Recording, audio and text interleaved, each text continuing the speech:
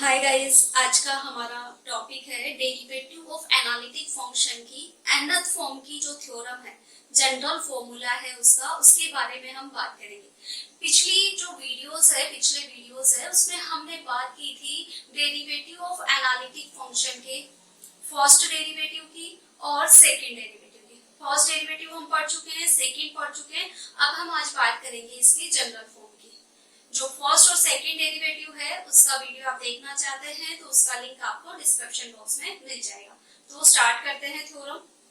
Theorem का statement है, if fz is analytic in a simply connected domain G containing a simple closed contour C। क्या कह रहा है ये हमें कि हमारे पास एक क्लोज कंटूर C है। Then fz has derivative of all order।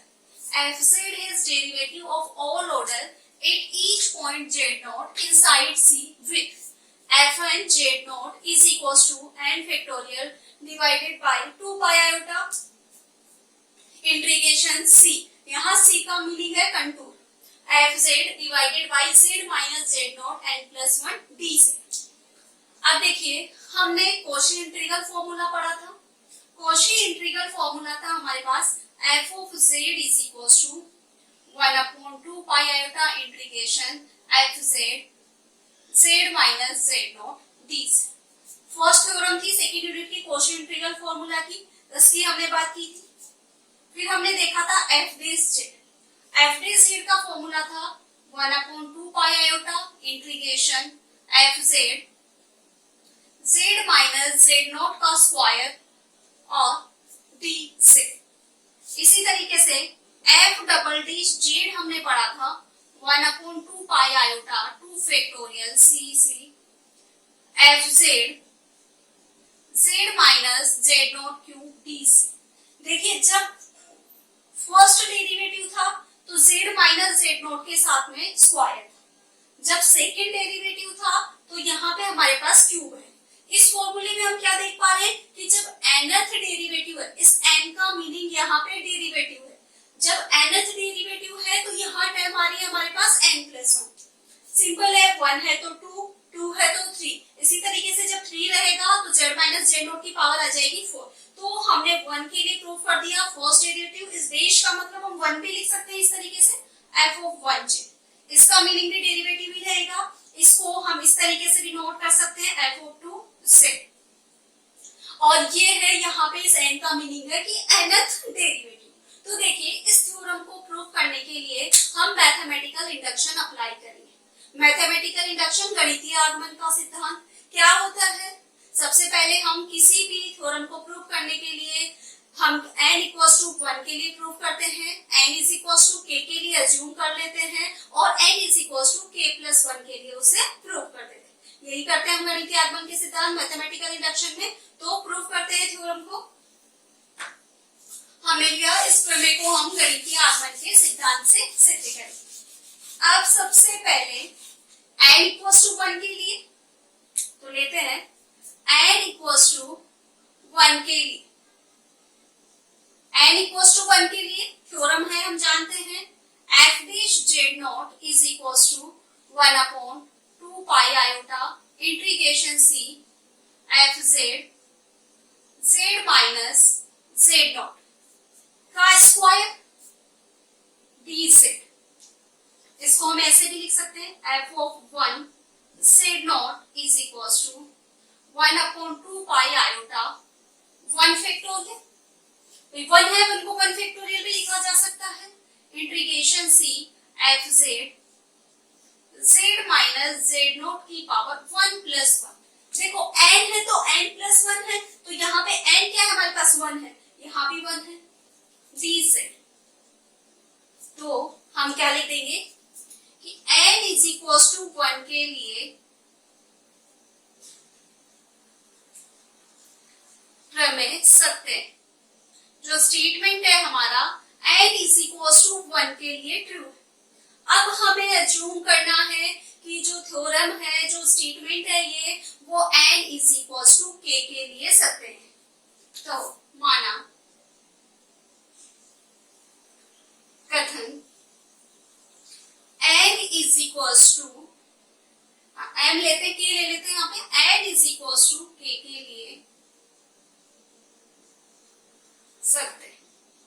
Statement is true for n is equals to k। अब देखिए n is equals to k में क्या आएगा, f ऑफ, यहाँ पे 1 था, जब 1 था, अब हम किसके बारे में बात कर रहे हैं, k के लिए, तो f ऑफ यहाँ k आ जाएगा, z nought is equals to, जब 1 है तो 1 फैक्टोरियल है, k है तो हमारे पास आएगा k factorial divided by 2 pi iota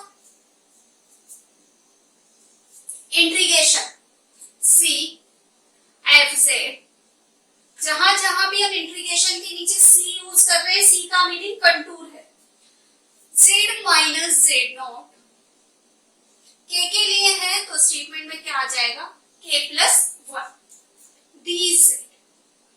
इसको मैंने कह दिया इक्वेशन नंबर 1, इसको हमने कह दिया इक्वेशन नंबर 2। देखिए हमने अभी तक इसके लिए n इक्वल्स टू k के लिए स्टेटमेंट को ट्रू माना, सत्य माना, हमें प्रूफ करके क्या लेके आना है, n is equals to k plus 1 के लिए भी सत्य है। अब देखिए k प्लस 1 के लिए किस तरीके से निकालेंगे, k प्लस 1, यहाँ k प्लस 1 का meaning k plus 1 time derivative है, तो k प्लस 1 टाइम डेरिवेटिव हमें कब मिलेगा, जब हम उसको डिफरेंशिएबिलिटी का फॉर्मूला लगाएंगे, f of k plus 1 z not हमें कब मिलेगा, जब f k z not minus f k z not plus h divided by h, ये फॉर्मूला अप्लाई करेंगे तभी मिलेगा। k प्लस 1 टाइम डेरिवेटिव कब मिलेगा, जब k टाइम को हम इस तरीके से लिखेंगे। तो देखिए अब हमारे पास f of k z not तो है, हमें अगला पॉइंट कौन सा चाहिए, f of k z not plus h, clear है। तो देखिए ये हमने ट्रू मान लिया।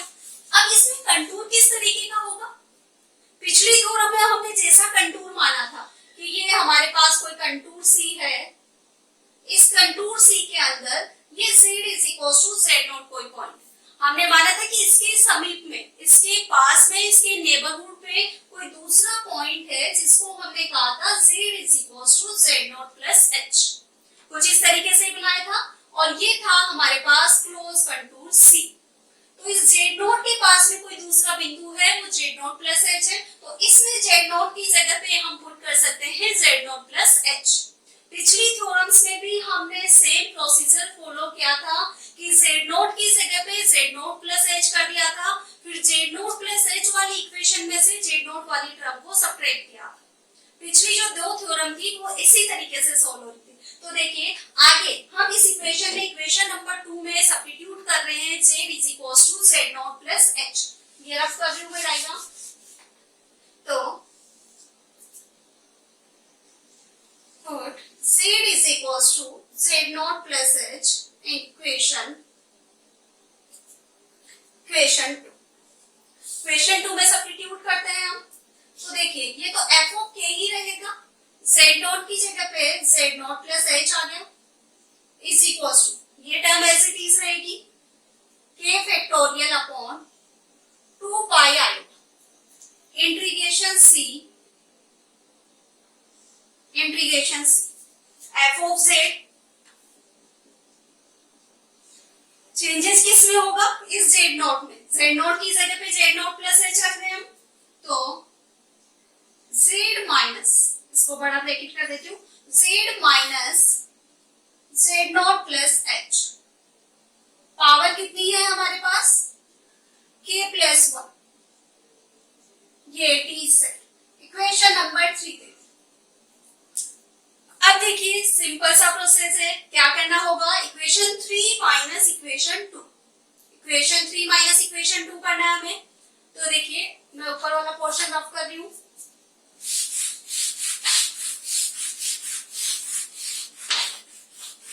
देखिए इक्वेशन 3 माइनस इक्वेशन 2 करेंगे हम, तो f of equation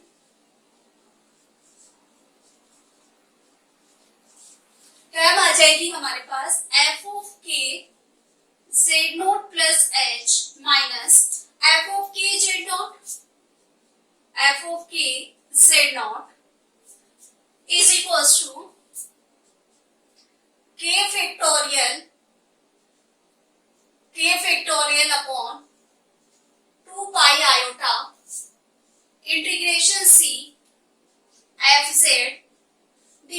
by z minus z not plus h की power k plus 1 dz minus RHS minus कर रहे हैं तो k factorial upon 2 pi iota integration c f z minus z nought की power k plus 1 dz। ठीक है यहां तक।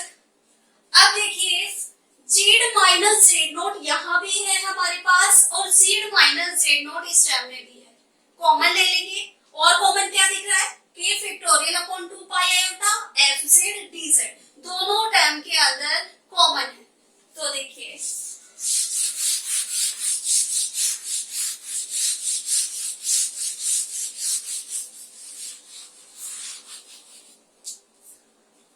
f ऑफ k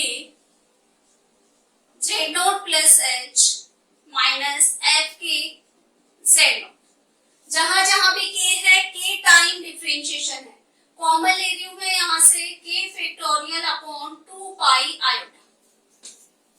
ठीक है, ब्रैकेट लगाया हमने, इंटीग्रेशन c f z दोनों टर्म में कॉमन है, यहां से कॉमन लिया हमने f z, ब्रैकेट लगाया। अब देखिए यहां से हमने एफ जेड कॉमन ले लिया, इस वाली टर्म से रहा z माइनस, इसको हम एक साथ लिख लेते हैं z माइनस z नॉट, ये आ जाएगा माइनस h, पावर है हमारे पास चल रही है k plus 1 minus 1 upon z minus z nought की पावर k प्लस 1, ये हमारे पास चल रहा है dz।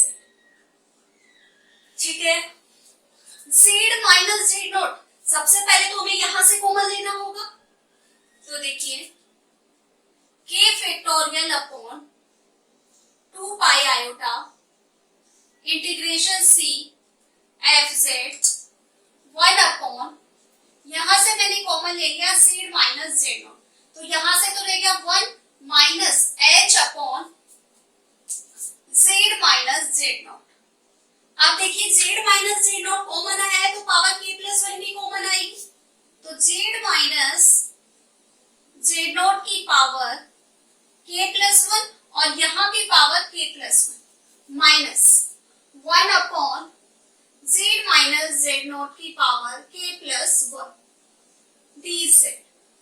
अब इजी हो गया हमारे लिए, z माइनस z नॉट की पावर k प्लस 1 दोनों में से कॉमन ले लेते हैं, k factorial 2 pi iota integration c f z minus z nought की पावर k प्लस 1 कॉमन आ गया, यहां से रह गया 1 upon 1 minus h z minus z nought की पावर k प्लस 1 माइनस 1, ये आ गया dz। ठीक है, क्या करेंगे, इस k प्लस 1 को ऊपर ले जाएंगे, माइनस में चला जाएगा, k factorial upon 2 pi iota integration c f z minus z nought की पावर k प्लस 1, ये टर्म ऊपर जाएगी तो 1 माइनस h, पावर ऊपर जाएगी तो माइनस k प्लस 1 और ये minus as it is dz। देखिए क्या करेंगे, थ्योरम अप्लाई कर देंगे, 1 माइनस x की power minus n, 1 minus x की पावर माइनस n क्या हो जाएगा 1 plus nx plus n plus 1 by 2 factorial x square. इसी तरीके से सो ऑन चलता रहेगा, दोनों माइनस है तो टोटल टर्म हमारे पास प्लस के अंदर आई। सिंप्लीफाई करते हैं, k factorial 2 pi I integration c f z minus z dot की पावर k प्लस 1। ठीक है, फर्स्टली इस वाली टर्म को सॉल्व कर रही हूं मैं, तो 1 प्लस देखिए k plus one h upon z minus z naught, 1 plus n x. अब क्या आएगा प्लस n प्लस वन, तो n क्या है k plus one, n plus one, k plus one में प्लस वन करेंगे तो k प्लस टू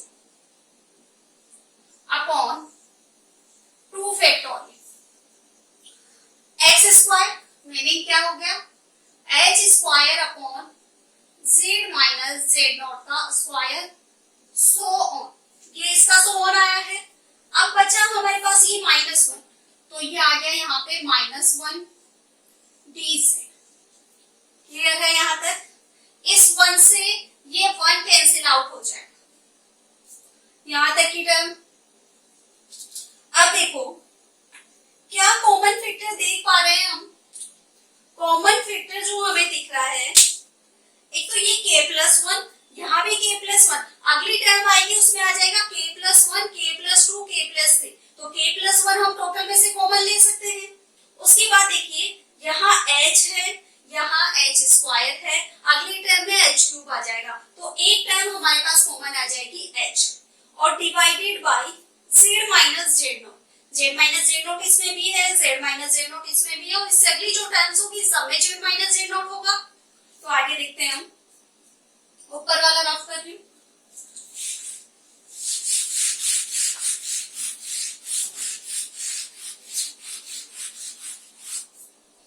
तो देखिए ये सारा हमारे पास किसके इक्वल चल रहा है, F of K Z not plus H minus F of K Z not is equal to, बाहर जो टर्म थी वो थी हमारे पास K factorial 2 pi iota integration C. अब एफ जेड के साथ में k plus one H common आ रहा है, ठीक है, ये लिख लेते हैं एक बार इधर ही, फिर बाद में बाहर निकाल देंगे। k प्लस वन एच इसमें से, k प्लस वन एच इसमें से, इसी तरीके से सारे टर्म्स नीचे से कॉमन आया z माइनस z नॉट, ठीक है, ये टर्म लिख दिया हमने z माइनस z नॉट, पूरा ही कॉमन आ गया यहाँ से, तो k plus one H z minus z not.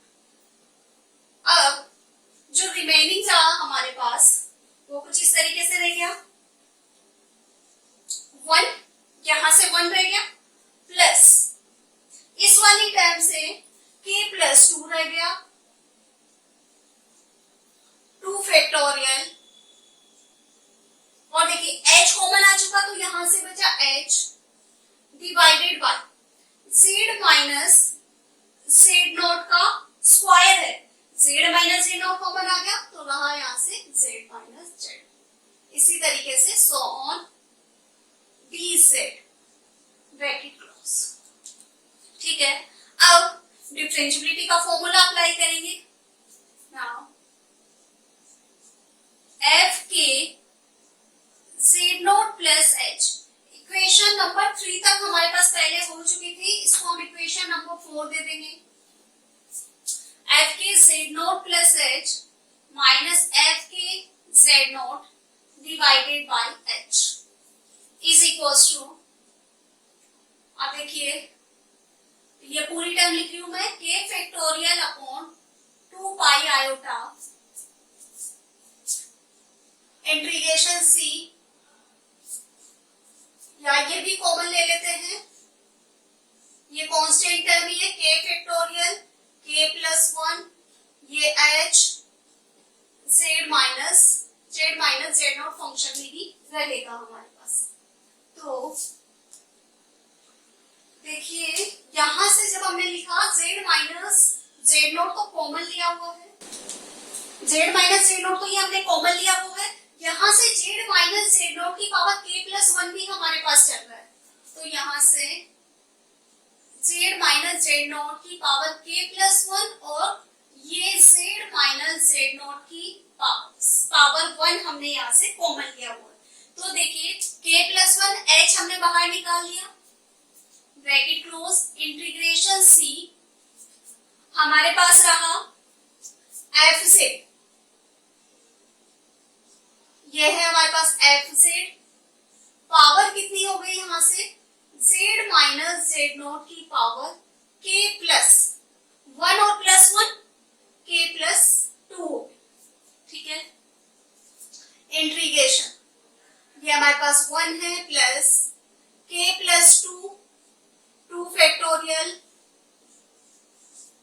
h upon z minus z0 so on dz, ठीक है। देखिए क्या किया हमने, z माइनस z0 k + 1 पहले से चल रहा था, z माइनस z0 और निकाल लिया तो ये z माइनस z0 और पूरी time as it is formula apply किया।